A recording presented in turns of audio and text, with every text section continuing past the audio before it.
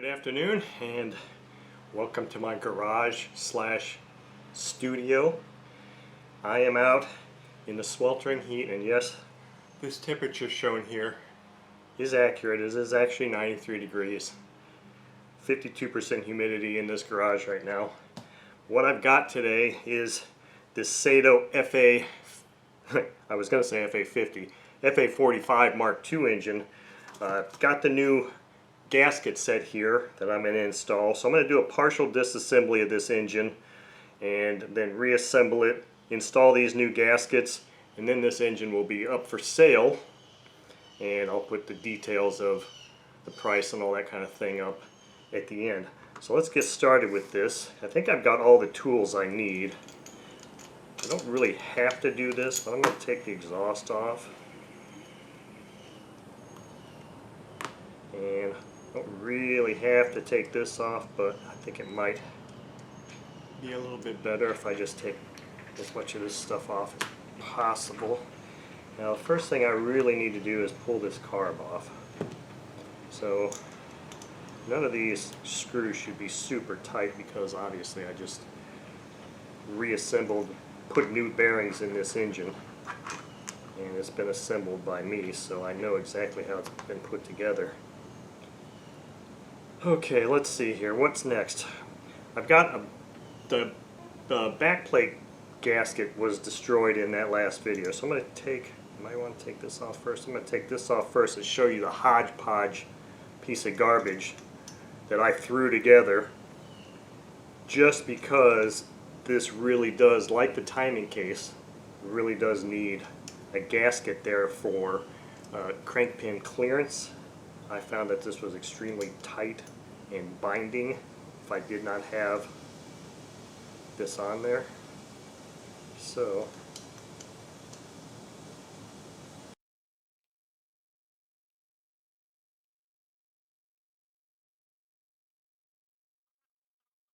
not really the proper gasket. Wow, is this going to give me a hard time? I was hoping this wasn't going to give me a hard time.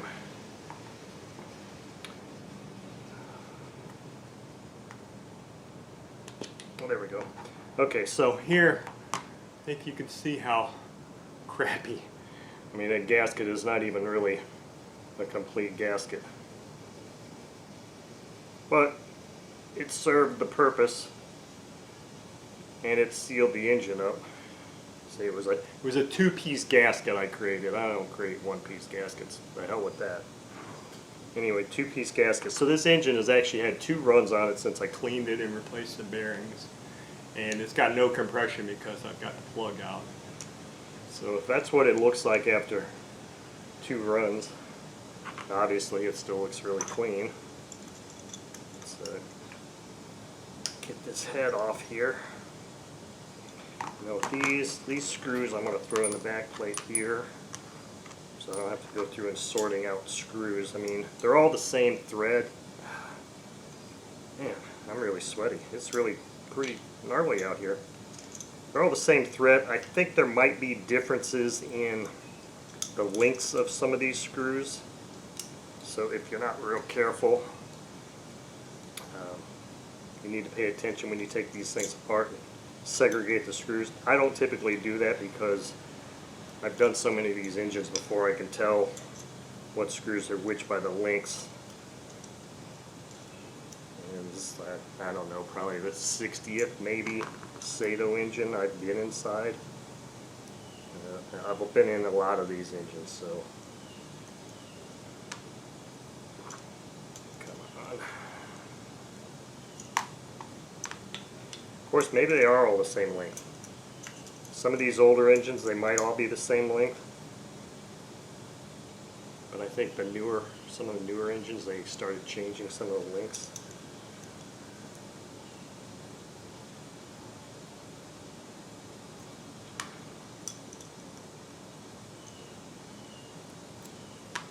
One thing I didn't do, which I could do here real quick, is pop these rocker covers off.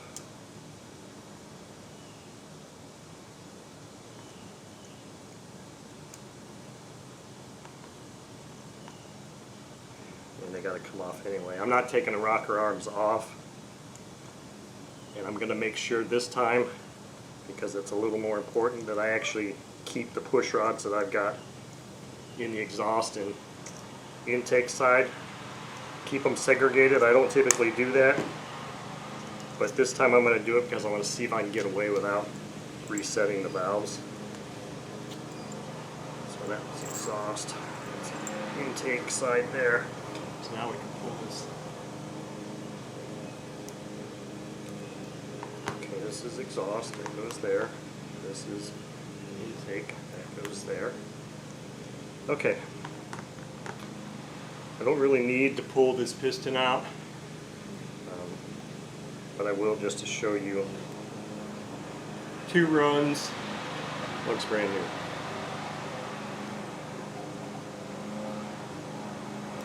So I'm just going to do that. Now the last cover I need to remove is this one here, so I can, because even this cover, this timing gear cover, got kind of foobarred.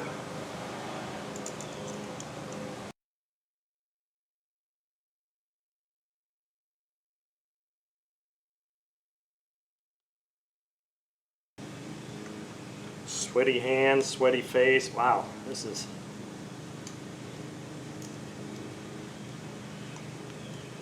I have to take a sweat wipe face break. This is really unpleasant.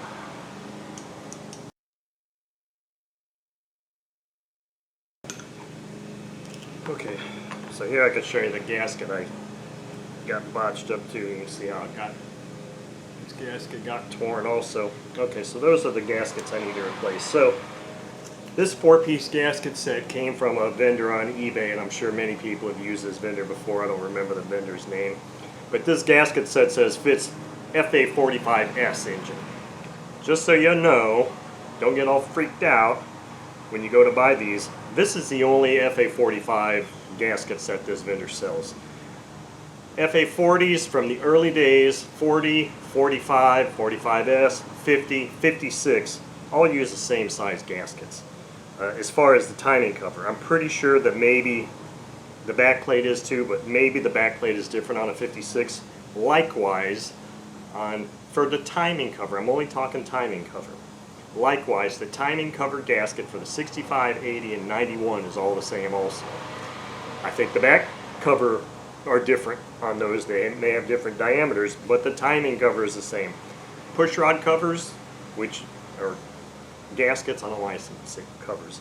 Push rod gaskets, the same on 40, 45, 50, 56, 60, 65, 80, 91S, probably even the 72, 82.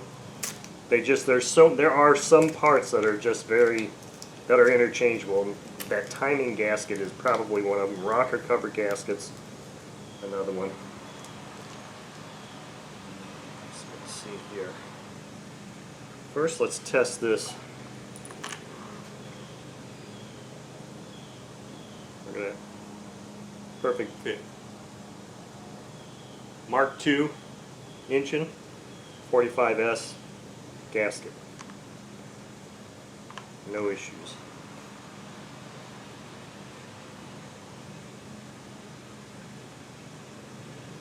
Right there. Perfect. So what I need to do now is get a little bit of my oil. What I like to do is put just a little bit of oil on here. This kind of keeps that gasket from moving. Some people like to put the gasket on here and then drop it on. I prefer to do it the other way. Now what I'm going to have to try to see if I'm successful in doing here is pull this cam follower out here. I may have to get a little bit stronger magnet because I really need to have that out, because if I need to have that out to get my timing in there. So hopefully I can get a stronger magnet. Hi Tiger. Okay, let's see if this magnet's going to be strong enough to pull that baby out. Otherwise, there we go. Look, I got lucky. That magnet was just, so that saves me some time there. Saves me considerable time. I'm going to keep this rolling, but I need to put this food down for my friend here, Tiger.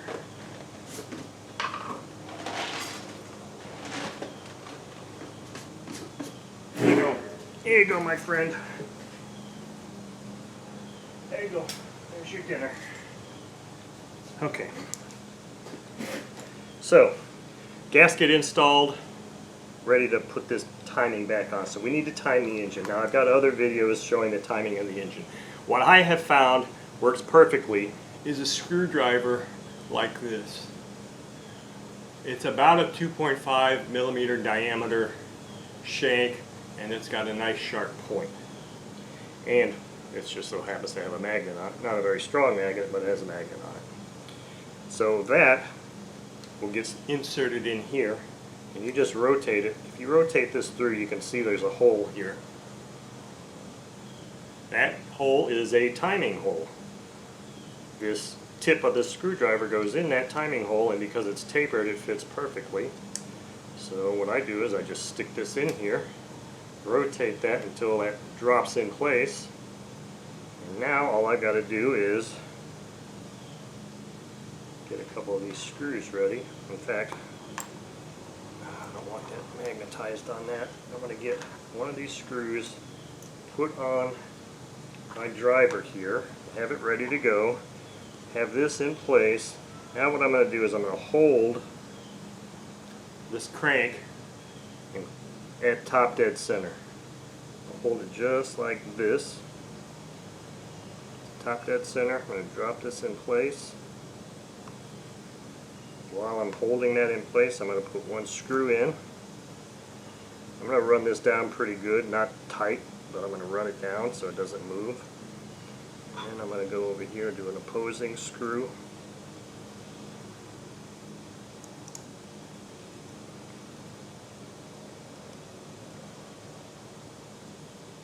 Again, I'm not running it in tight, I'm just kind of bringing it down so things can't move.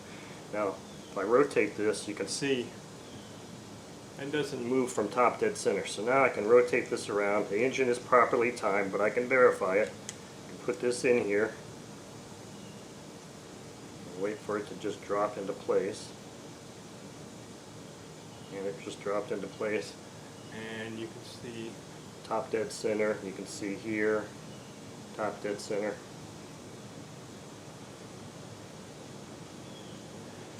The engine's properly timed. Now you got to put the cam follower back in, but make sure you put it in the right way because one side is flat and one side is cupped. You don't want the cupped side down, you're going to have to pull it out again. Push that in. Put our little rubber boot back on. Engine's timed. Now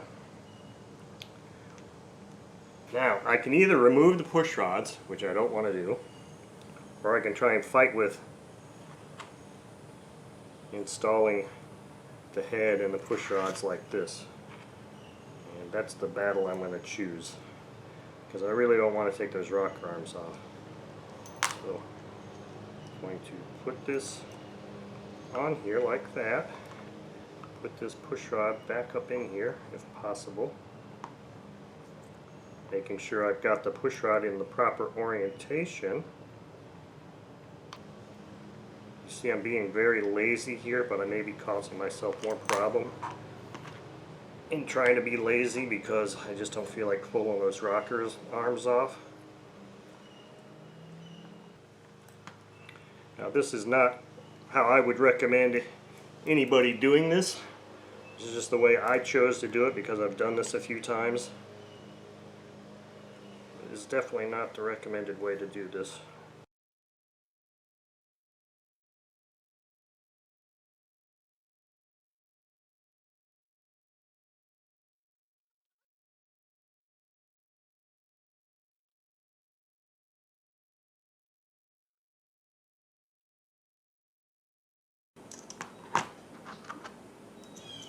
Oh, I'm really a sweaty mess. This is really not pleasant to do this out here.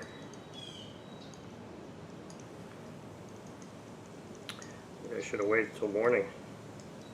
Now I'm just running these down snug in a diagonal pattern. I'm not really torquing yet.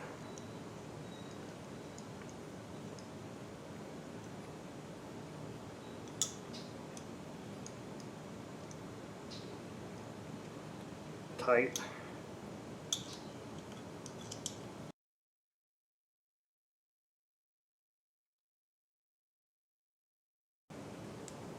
Don't know if that... Wow, look at all that sweat. Shit. Sweat oil. Okay. Let's put our rear cover on.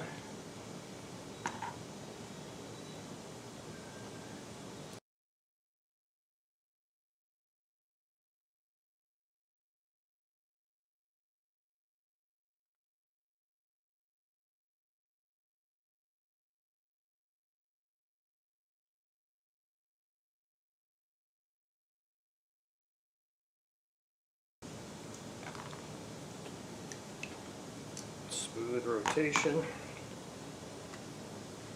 Oh, God. Okay. Now, try to see if... So, it looks like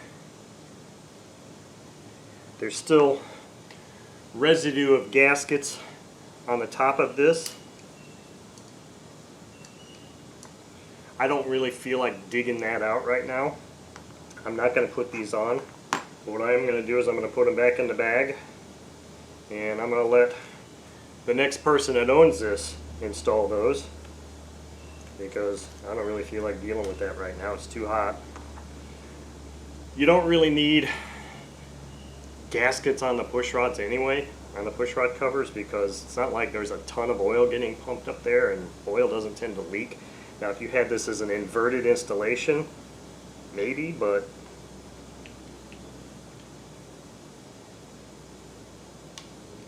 I've run Saito engines without rocker cover gaskets, and never been an issue. So, alright, so this engine is back together. I think I am going to throw a little prop. No, I don't need to put a prop on there. I was going to say I got to check the valve lash, but I think I can do that. It'll probably be easier to do it without the prop on.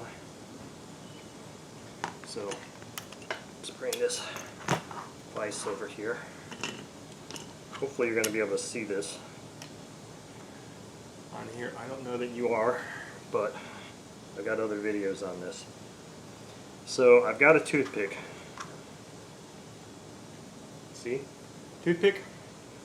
What I'm going to do to check the valve lash is I'm going to wait for the intake valve to go down and come up, and then on the upstroke on the top dead center here, I'm going to find top dead center, and that's top dead center right there. Now I'm going to lash feels fine to me, but this is the 0.1 millimeter gauge, which is the highest or the most open.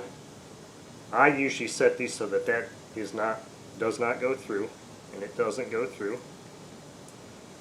This one is 0.05, I think, or 0.04. It's hard to see. It's really old. This is my go no-go gauge. So I'll set it to just lightly pinch this.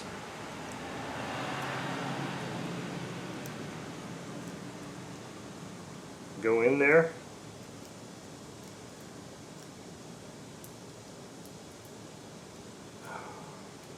Just like that. It's bent up. See how it just goes in there? Hopefully you can see that.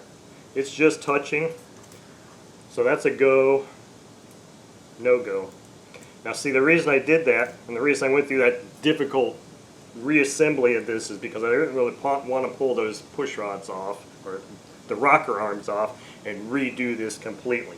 So I kept those push rods in the same orientation, fought with the engine a couple of times to try to get that head on, and the boots and push rod covers inserted in the boots and all that good stuff, all just to save me the time of actually going through and resetting the rocker arms. Plus it's also one less time that screws are going to be touching these guide pins, which I don't like to have that done as little as possible anyway. So there's some reasons for why I did that. Now if you're wondering, well, I really would like to see you set the valves. Well, go check on some other videos, because I think I've even shown valve setting on another 45 engine anyway, so just go check on my YouTube channel and you'll see that. So let's just put these covers on here. So while I'm putting these covers on here, on the screen I'm going to display what I paid for this engine, what I have into this engine as far as bearings and gaskets, what I'm willing to ship this engine and sell this engine for. I am not charging for all the time I've spent for my time and labor. The person that buys this engine will be buying it at my cost for the engine and shipping to me, what I have in it in materials only, and then I think $12 shipping for a USPS flat rate box. The only caveat is, and this will irritate many people, is that I'm only shipping within the continental United States, lower 48. I'm not doing international shipping. I'm just not dealing with that because the cost would be way more. And if I don't sell this to one of you guys, it's going to go on eBay and it's going to be at least $30 to $40 more, because eBay takes fees out and all this other crap. Plus I'll have to take pictures of it to make for the ad, and it's going to cost me more time to create an ad for it. So if this goes out onto eBay, it's going to be a $130 or $140 engine. To you guys, anybody in the continental United States that wants it, it's about a $98 engine. So there you have it. It's not going to come with a glow plug, because have you seen the price of glow plugs lately? I don't have that many, and I do plan on running a couple more 4-strokes this year, so it's got really good compression. This is what it looks like. Now, those of you that watched my first video saw that somewhere here on this table I had the little 45 placard that went on here. Now, in all of my rummaging around here, I've probably tossed that off to the side someplace. Hopefully I'll find it. Now, that little placard was blue initially, and in the ultrasonic when it came off, that 98% of that blue came off. If I can find that, little placard, I will JB weld it back in place. Right now this crankcase says FA-50 because there was a time in Saito's history where they had made a bunch of FA-50 crankcases, and it's the same crankcase for an FA-50, 40, and 45, I think. At that time, probably always was. And they had these crankcases they needed to use, so what they did was they just made little placards for a 40 or a 45 and glued it on place, and then said, oh, it's kind of a unique deal. So, anyway, I see that my one camera shooting down just ran out of video, or just ran out of space on the card, so I'm going to have to end this. So, thank you all for watching.